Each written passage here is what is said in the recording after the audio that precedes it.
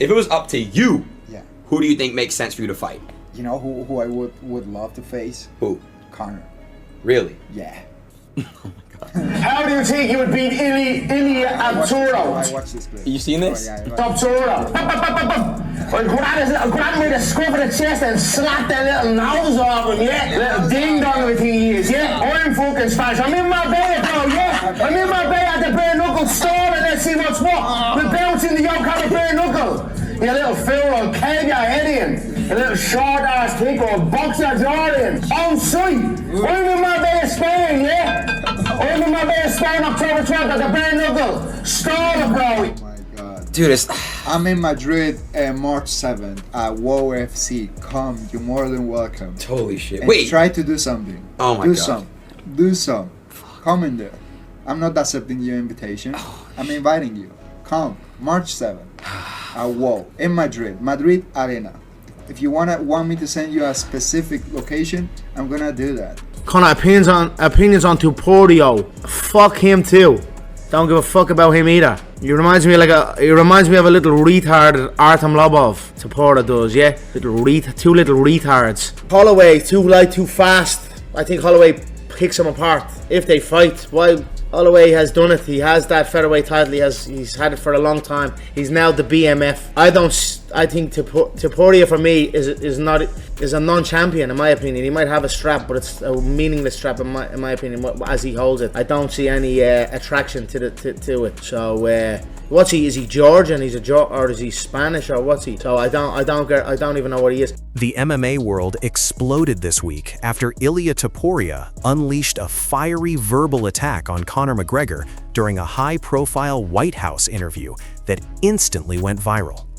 When asked who he wants next, Topuria didn't dance around the question, didn't play politics, and didn't mention a list of contenders.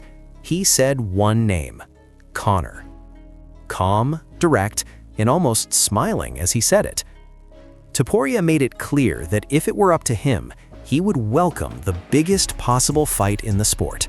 He spoke about legacy, about proving himself against the most recognizable star MMA has ever produced, and about wanting to silence any remaining doubt that he belongs at the very top. The setting made it even more dramatic, standing in front of national media, under the bright lights, essentially calling out the face of the UFC in a place normally reserved for politics, not prize fighting. And from that moment, the story took on a life of its own.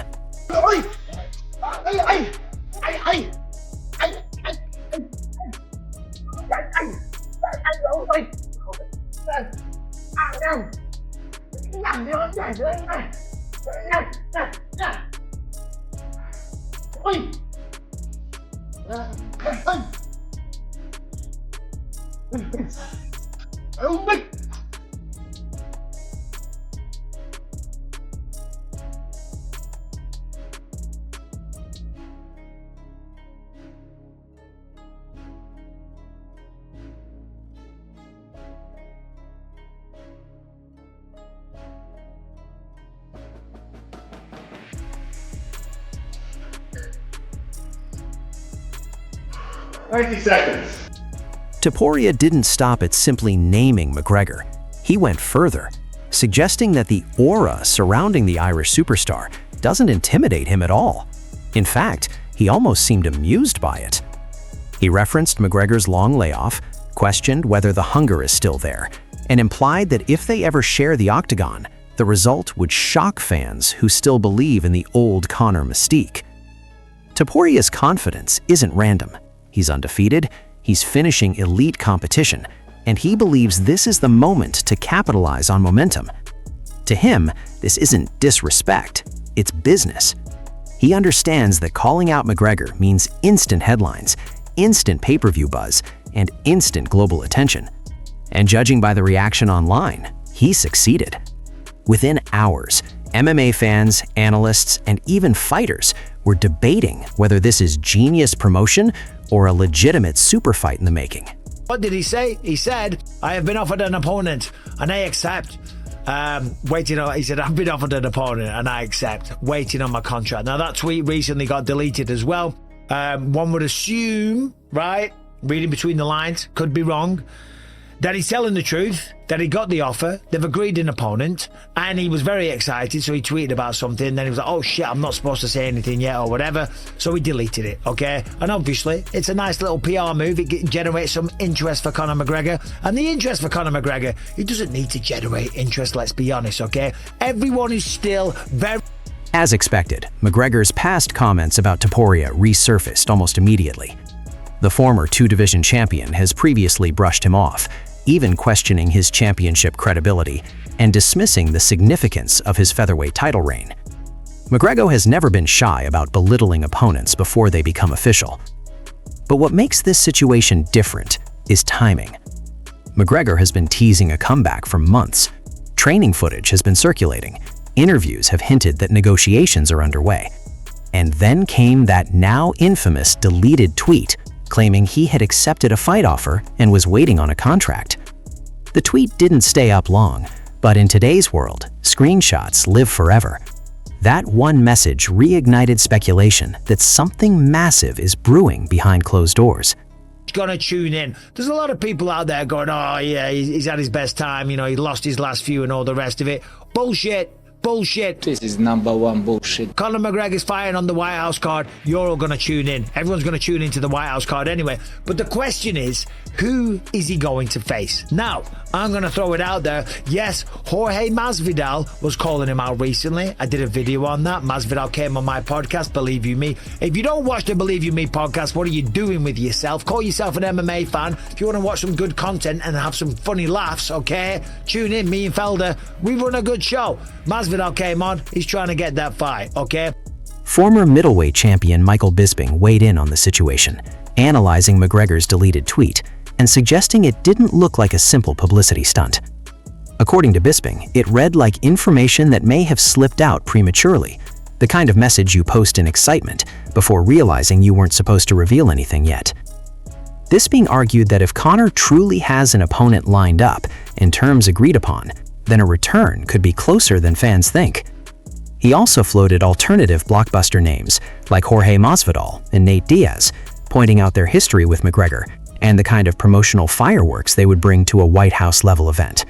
But even with those names in the mix, Topuria's call-out added a fresh, dangerous angle to the conversation. Yo, what's up everyone? Carlos, the Nightmare Practice right here. A lot of you guys have been asking me about the Conor McGregor fight, and I didn't got anything from UFC yet. I'm really happy you guys saying my name. Of course, it would be a huge honor for me to fight against him. I really want the fight gonna bring me the title shot. JDM, Conor McGregor. To be honest, I think that fight is hard to happen, you know, because Conor McGregor is 5 years without any fight, retired of MMA, and after 5 years, he wouldn't back to fight against the most entertaining welterweight in the world. Nothing against him, you know, but everybody know, I know, I would hurt him bad. I would knock him out. So I don't think it's the right way to make a comeback of the huge superstar like him, you know. UFC EEO Dana White has been measured in his public comments, repeating that Conor will return when everything aligns properly. White understands the magnitude of a McGregor comeback. It's not just another fight announcement, it's a global sports headline. But insiders know that negotiations at this level involve complex moving pieces: timing, opponent selection, location, and promotional strategy. A White House-themed card, rumored to celebrate a historic American milestone, would be unlike anything the sport has ever seen. And placing McGregor on that stage would guarantee worldwide attention. The real question is whether the UFC wants a calculated matchup to rebuild Conor's momentum, or a high-risk, high-reward showdown against a surging champion like Topuria. Conor McGregor taking on Carlos Prates? At 170, this is not a good fight, man. Conor's fucking short, bro, for that weight class. I don't know if he has the reach to really catch a very sophisticated striker in Carlos Prates. I mean, you know what this means? This means, all right, Conor, out you go. Here comes in Here comes in the SIGs. You know what I'm saying? Here comes in the reincarnation of Carlos Mayorga. You know, Carlos Prates, he's an entertainer. He's a knockout artist. You know, the way that he's been knocking out Jeff Neal, Leon Edwards. I mean, this is, and Conor McGregor just said, hey, and I believe Conor. Conor said, hey, bring it. Pick whoever you guys want, UFC. But we also know that this could be potentially Conor's last fight. And they know that Conor at this point just wants to be a free agent to fight for BKFC. So it's the same reason they're saying, hey, go ahead, Conor. See you later. Meanwhile, respected voices in the MMA community have begun dissecting the stylistic side of the potential fight. Longtime commentator Joe Rogan has consistently maintained that a focused McGregor is still incredibly dangerous, citing his precision striking and ability to control range. But Rogan has also questioned how years away from active competition might impact timing and durability. On the other hand, Topuria is in his prime, explosive, aggressive, and riding a wave of confidence. Stylistically, it presents a fascinating clash.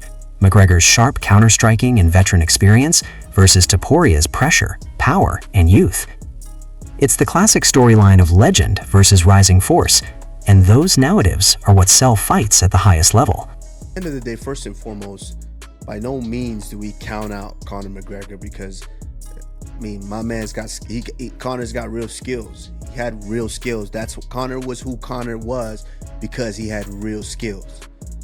He was able to talk the talk, but then get in there and back it up by walking the walk. So we can't just dismiss him completely. But And I back it up. we can see here that this stylistically, this doesn't look like a great matchup for someone like Conor McGregor. You're definitely at a big height disadvantage. You're definitely at a reach disadvantage. And it's not that you're just fighting a grappler or a guy that's just going to try to hold you and take you down. No, you're fighting a striker, a sharpshooter as well. That has stoppages with kicks, has stoppages with knees, has stoppages with straight shots. I mean, this guy can stop you because he is just that dangerous. And personally, if there was a guy that I would say, hey, I want to see get the, what do they say, the rub from Conor, the name, the notoriety from. Other fighters haven't stayed silent either. Max Holloway, a former featherweight king who knows both divisions intimately, has previously been cited by McGregor as someone who could expose Topuria's style. While Holloway hasn't directly injected himself into this specific White House rumor, his name continues to orbit the conversation because of his history and credibility at 45 pounds. At the same time, contenders across weight classes are watching closely, aware that a Conor return reshuffles opportunities in spotlight. When Conor fights, the entire UFC landscape feels the ripple effect. Rankings stall, contenders wait, and promotional focus shifts toward the biggest draw in the sport. Fight of that magnitude. Listen, we love Carlos Prates here, so why not Carlos Prates? Carlos Prates he's taking our advice. He didn't change too much. He went back to the lab. He was working after his loss, and he came back, and now he's shining, doing a great job. So yes, if he's able to get that opportunity like that to face a guy like Conor McGregor, yay, so be it. But it's kind of crazy how these things has kind of moved on, because for the longest he was Michael Chandler, and then now all of a sudden that's not even a thought anymore, and we're just trying to get Conor a fight with someone who they believe can get rid of him. But it is what it is, man. This seems to happen quite a bit. There's also the undeniable promotional theater. A press conference between Topuria and McGregor would likely be explosive. McGregor built his empire on psychological warfare, quick wit, and verbal dominance. Topuria, however, has shown he's more than willing to fire back and stand his ground.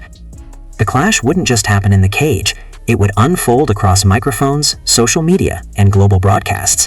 And that spectacle is part of why this potential matchup is gaining traction so quickly. Even critics who doubt the competitive logic admit the entertainment value would be enormous. It's the kind of fight that transcends hardcore fans and pulls in casual viewers who simply want to witness the chaos. I'm sure you've seen online that Carlos Prates could be fighting Conor McGregor. Bro. There's a lot of talk. Are you hearing, is there any truth, any traction to this? Do you guys feel like this is something that could happen? Bro, to be honest with you, I don't have a clue about any of this. I promise you. I just saw today the poster, you know, and then I commented like, what? I sent right away message to Carlos. He didn't respond me yet. But I said like, what the fuck, man? Are you fucking fighting McGregor, brother? Bro, if this is true and you didn't tell me, I'm gonna fucking kill you. That's what I told him, you know. So I'm in the same spot as you guys, you know. I hope with the bottom of my heart this fight is true and they can fight, you know, because it's gonna be a freaking good fight, brother, you know. It's gonna be so good. So I'm waiting on. At its core, this situation represents something bigger than two fighters exchanging words. It's about transition. Is the UFC entering a new era led by undefeated champions like Topuria? Or does the old superstar still have one more defining chapter left? McGregor's career has been filled with dramatic highs and shocking setbacks. A comeback victory would reignite his dominance narrative. A loss, especially to a younger champion calling him out on a national stage, could symbolize a changing of the guard. That's why the stakes feel so heavy, even before a contract is signed. Let's see. Yeah, like let's pretend in the imaginary world it is happening. Like, what would be the funnest part of that for you? Would it be like seeing them fight? Would it be Carlos and Conor at these press conferences and like their different personalities? Bro. Like, what would be I think everything. I think everything. I'm willing to see Carlos doing a video and taking the proper 12 and drinking and said, this is not good. You know what I mean? Like, I'm willing to have this kind of promotions to the fight. I think it's two big guys to the fans. I don't think it's a good fight for McGregor, you know, because both southpaws, Carlos, we're gonna kick him a lot in the calf, and it's bigger, knockout power, and I don't think it's a good fight for McGregor, you know. Even like, I'm a big fan of him, a big fan of Conor and all that he did in the sport, and but I'm Carlos all day, and I'm excited to see everything about it, the fight, the promotion, the press conference, and the party after, you know. So for now, everything remains speculation, but the tension is real, the quotes are public, and the buzz is undeniable.